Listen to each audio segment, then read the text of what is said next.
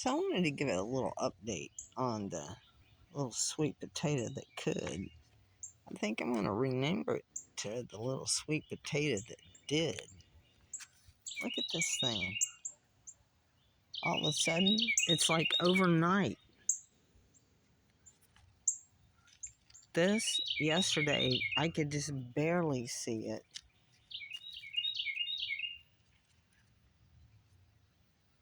This, I've already asked my husband where we need to move this thing.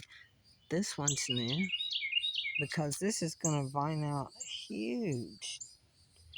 I had read or saw a video actually about a fertilizer for this stuff, and I tried it. I don't, I don't know if it was last night I put it on or the night before last, but oh my goodness, I would say it worked. I would think it's organic for sure. At least I hope so. But all it was I took banana skins and cut them up and put them in water, and it's in there soaking, kind of fermenting like smell. I'm gonna probably end up straining it in a couple of days so it doesn't keep on.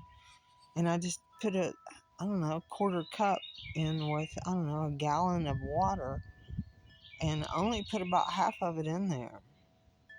And wow, the amount of potassium that the banana skin gives off. And I just use a small amount. And I've got the skin of 4 bananas in there. And when I first started making it, I only put 1 banana in. I put 1 banana in a day as I ate them. My goodness.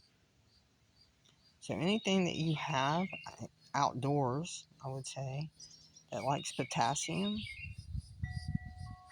try making some of that banana water. Banana skin water. I mean, I've thrown pills and stuff out in my garden before, but my goodness, I think I've been using them wrong. What do you think? Let me know what you think. Bye.